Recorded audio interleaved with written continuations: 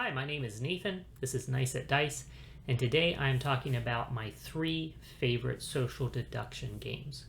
For the purposes of this video, I'm defining social deduction games like this. Generally, a social deduction game is one in which there are 2 teams of players. Everyone is assumed to be on the one team. We'll call it the good guys. But some players have been randomly assigned secretly to be on the bad guys team or the traitors. And the general objective of the game for those who are on the good guys team is to find out who all the traitors or bad guys are. And if you are on the bad guys team, your goal is to avoid being discovered until you have reached some particular in-game point. So that's the general concept of a social deduction game. One of the most classic social deduction games is Mafia or Werewolf, 2 variations on basically the same game. But there's been a lot of social deduction games that have come out in, say, the last decade. So today I'm going to be talking about my 3 favorites, and we'll get right into it. So number 3 is One Night Ultimate Supervillains. Now, One Night Ultimate Supervillains is the last in a series of games that started with One Night Ultimate Werewolf, which was just a variation on the classic werewolf game, and then they did a number of different variations on that. They did One Night Ultimate Vampires and Aliens, and then finally Supervillains. Now, what makes the One Night series so interesting is that you only play one night. So in the typical werewolf game or mafia game, everybody would be assigned their roles. They close their eyes. The bad guys open their eyes. They select someone to be eliminated from the game. Then they close their eyes again. Everybody opens their eyes for the next day. And then they discuss who they think the traitors, either the werewolves or the mafia or whoever, are. And you play through a series of those types of games.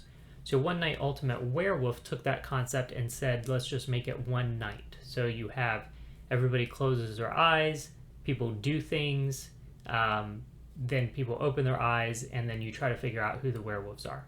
So One Night Ultimate Supervillains is basically the same thing, but with a different theme. It's got this superheroes versus supervillains theme to it. The one thing that I like about this whole series of games is that, generally speaking, every role you can be assigned has some kind of special ability. So like in classic Mafia, for example, you were either like a townsperson or a mafia, and there was maybe a couple of other special roles that you could be assigned. But in this series of games, they give just about every player a unique role with some kind of unique ability. And so you know what abilities are in play, and you're trying to use that knowledge and looking at basically the state of things after that one night to try and figure out what happened. Now, the advantage, I think, to the One Night series is that the games are very short. It's very easy to play a series of games, but every time you play a new game in a series, you're switching the roles around. In one game, you might be one of the bad guys, and the next game, you might be one of the good guys, and it can switch up very quickly. If you are in the position of being a bad guy and you have a hard time maintaining your poker face, maintaining that fiction that like, oh no, I'm on your side, somebody else must be the bad guy, you don't have to do so for very long, because pretty quickly the game is going to be over. You can deal out cards again, and you can start up another game, and this time maybe you'll be in a different role. So I like that. It's very quick, very rapid.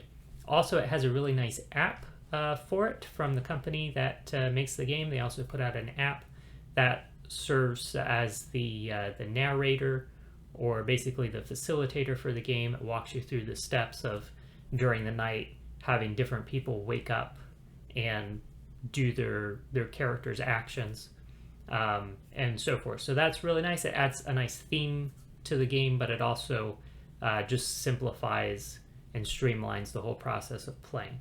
Now, I like One Night Ultimate Supervillains in particular because it was designed to be a good jumping on point. The roles are pretty simple and straightforward, so it's good to introduce to people who are maybe new to social deduction games, but also I like the theme.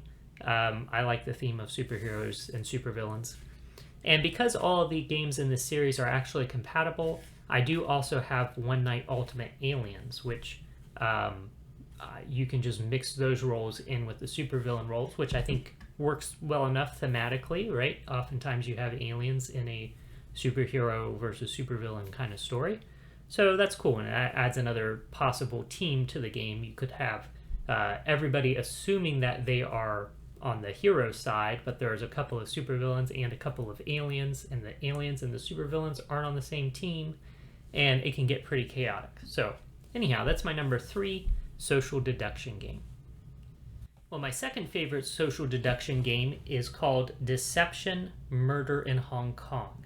This is a really interesting game because the general premise is that a murder has been committed and you are all police detectives trying to find the murderer.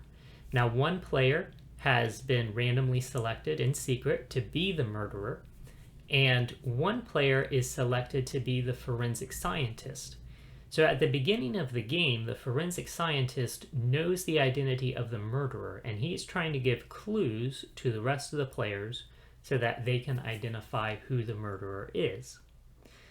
Now, each player at the beginning of the game has 4 little cards placed out in front of them. I'm sorry, 8 cards. 4 of them are like the method of murder, and 4 of them are just a key clue to solving the crime. And the murderer, when he's been selected, is going to secretly choose one of those 4 cards that are possible ways the murder was committed. He's going to choose one of them to be the actual way the murder was committed.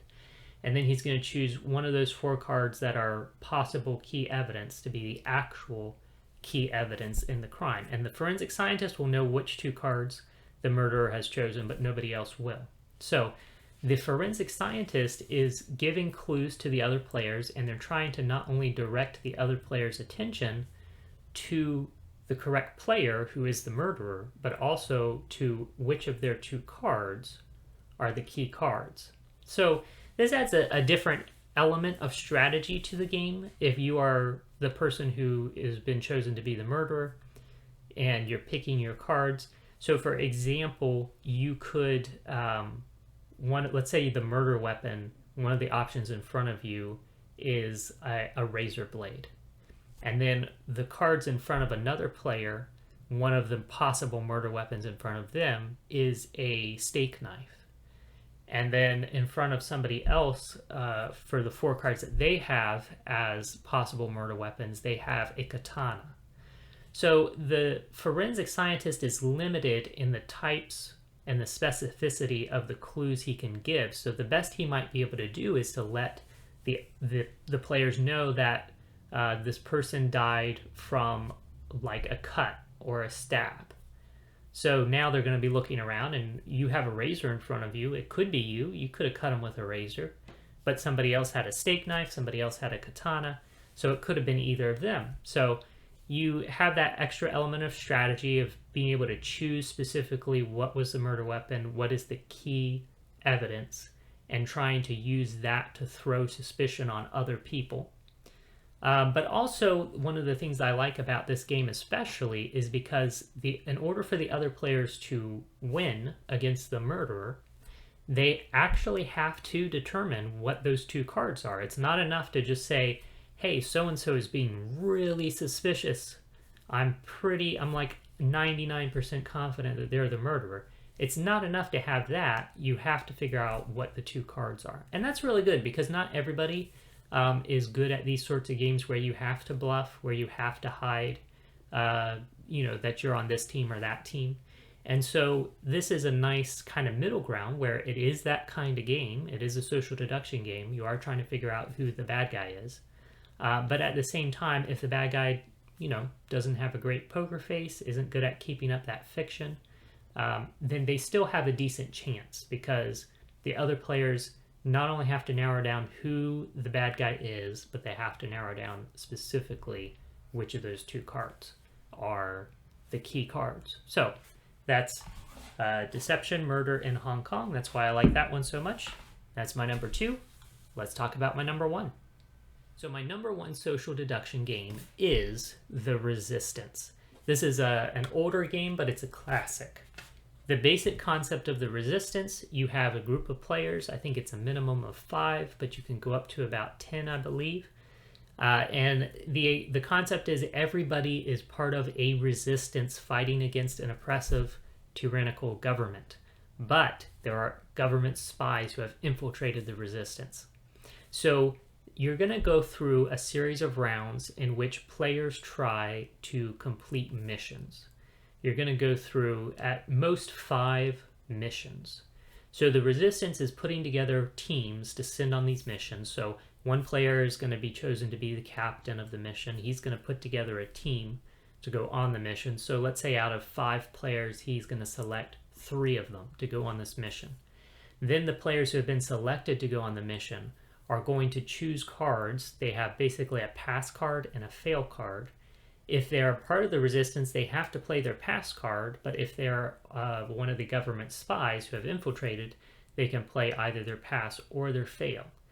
These cards are played in secret. They're put together, they're shuffled up, and then they're revealed. So let's say we send 3 people on the mission. They each contribute a card. We shuffle them up, we reveal them, and we see that there are 2 passes and a fail. So we know that one player who went on that mission must have been one of the government spies because he made the mission fail. Now, it could be that 2 of the players on that mission were spies, but only one of them put in his fail card because they didn't want to tip their hand and let everyone know that, hey, both of the spies were on this mission. So in any case, if there's at least one fail among the cards, then the mission fails. And the object of the game basically is if you are part of the resistance, you're trying to get at least 3 successful missions. And if you are part of the government spies, you're trying to get 3 failed missions. Whichever team can get one of those situations first wins the game. So it's a pretty simple game. It's pretty straightforward, but the thing that I like about it especially is that it doesn't strictly rely just on player intuition, on being able to read the other people at the table and say, well, I think he's suspicious. Well, he said such and such. Well, he's being really quiet. You know, like, no, there is some of that, but there's also some hard evidence of like, okay, we sent these 3 people on this mission and we got a fail. That means one of those 3 people is a spy. So now let's take this guy off the mission and add this other guy for the next mission and see if we still get a fail.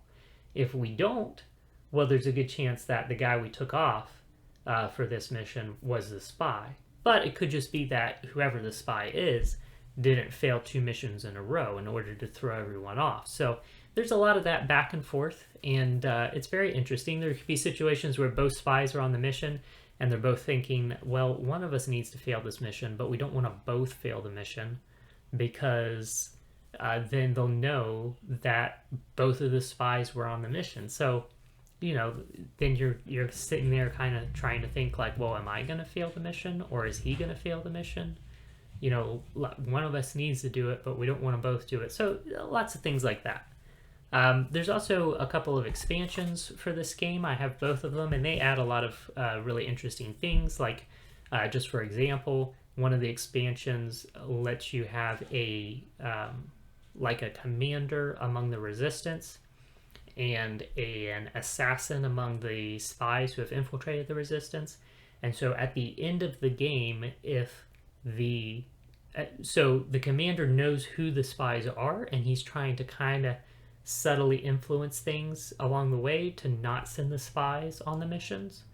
But at the end of the game, if the resistance would win, the spies get one chance to guess who the commander is, and if they do so successfully, then they reverse that and the spies win. So that's just one example, but there's lots of other little things like that. There's one that lets you have defectors on each side, so at some point players' allegiances could switch in the middle of the game. So just interesting things like that.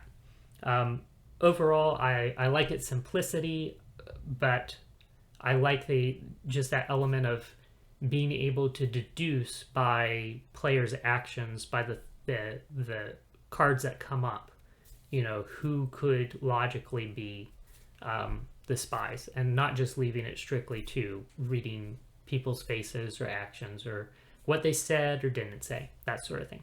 So anyhow, those are my 3 favorite social deduction games. I've played quite a few social deduction games. I was on a kick for a while where I was playing as many as I could, and there's a lot of other good ones out there. But in my opinion, these are my 3 favorite. So definitely wholeheartedly recommend any of them. And they're all pretty easy to find on the market right now. None of them are super expensive. So if any of those games sounded interesting to you, do check them out. Again, my name is Nathan. This is Nice at Dice. Thank you so much for watching, and you enjoy the rest of your day.